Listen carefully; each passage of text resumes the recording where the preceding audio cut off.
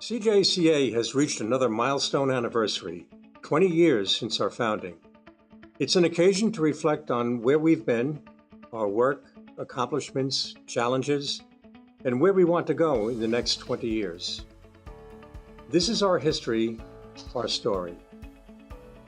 CJCA's history really begins in 1989, 5 years before our founding. Ken Schoen from the Edna McConnell Clark Foundation in New York presented me with an idea when I was the commissioner of the Massachusetts Department of Youth Services. He had just completed a 3-year correctional leadership seminar for leaders in adult corrections. Ken now wanted to conduct a leadership seminar for a group of youth correctional leaders. I welcomed the opportunity for a group of unconnected youth correctional leaders to assemble periodically to reflect on the dilemmas we faced daily, to explore strategies in solving problems, and most importantly, to support each other. Ken and the Clark Foundation Board agreed to fund a long-term seminar. The Juvenile Correctional Leadership Forum, JCLF, was created. Ken Schoen had been the commissioner of the Minnesota Department of Corrections, which included the Juvenile Division. He was now a program officer at the Clark Foundation with responsibility for the Foundation's program on correctional leadership and innovation. Phil Harris, a professor at criminal justice at Temple University, was selected to coordinate the Juvenile Correctional Leadership Forum and to facilitate the meetings. Phil has been an advisor to CJCA since before our founding.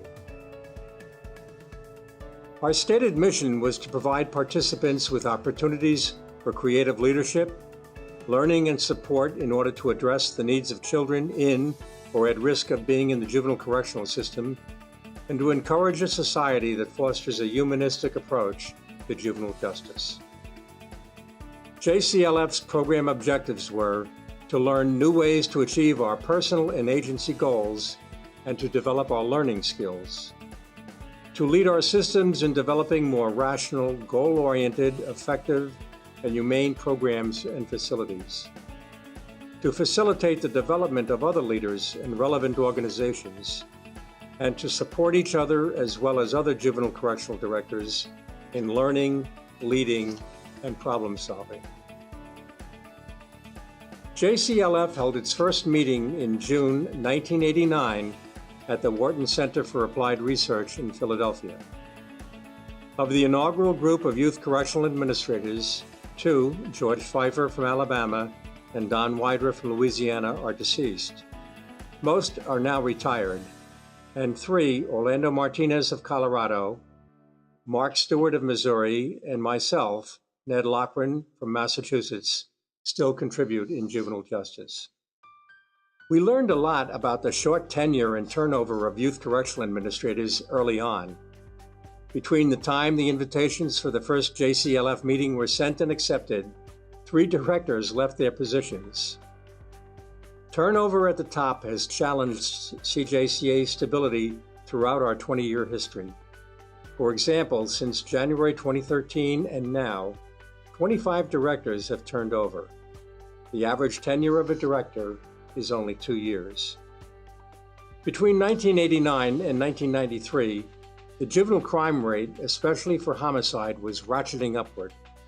A movement was underway to make the juvenile system more like the adult system.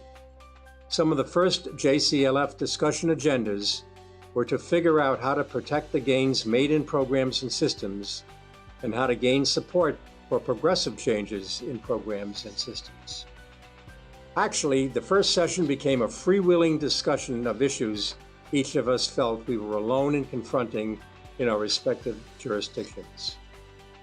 A number of themes that emerged from our first meeting: juvenile corrections is becoming more like adult corrections.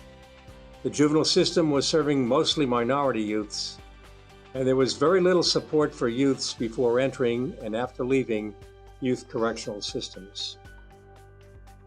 We also recognized in our discussions that system comparison was difficult due to the organizational differences of youth correctional systems. Some were divisions of children and family services agencies. Some were divisions of adult correctional agencies, and others were freestanding agencies with their own enabling legislation and budgets.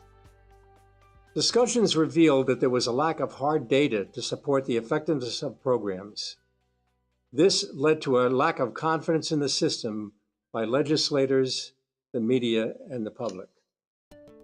Throughout its 4-year history, JCLF focused on many relevant topics: juvenile corrections in the community, clarifying the mission of juvenile corrections, disproportionate minority confinement, leading in one's political environment, and national drug policy and juvenile corrections. The fall meeting in 1992 represented a turning point, a meeting with top Justice Department officials to seek support for a national organization to represent state and large metropolitan county directors of youth correctional agencies. Actually, our idea received a cool reception. The suggestion from Justice was to become a part of already existing justice organizations, such as the American Correctional Association, the National Association of Juvenile Correctional Agencies, or the National Association of Juvenile Detention Agencies. At the next JCLF session in St. Louis, held in 1993, we continued our discussion on the conditions of confinement study, which was presented in the previous meeting by Dale Parent, the principal investigator from Apt Associates, a Cambridge-based research firm that conducted the extensive conditions of confinement study. One of its major recommendations was that a set of performance-based standards be developed for youth detention and correctional facilities. Little did we realize in 1992 that 2 years later, our newly created organization, the Council of Juvenile Correctional Administrators, would be awarded by the Office of Juvenile Justice and Delinquency Prevention a grant to develop a set of performance-based standards. We dedicated the last segment of the meeting in St. Louis to the creation of a national organization for juvenile correctional administrators. We invited George Camp, co-executive director with his wife Camille, of the Association of State Correctional Administrators, which represented the CEOs of adult correctional agencies. George Camp's advice to us: an organization must meet the needs of members to be relevant and sustainable. If you're relevant, the directors will participate. If you're not, they won't, and the organization will fade away. Well, the die was cast. We left St. Louis with the intention of doing what no existing organization was offering: to represent state and large metropolitan correctional administrators.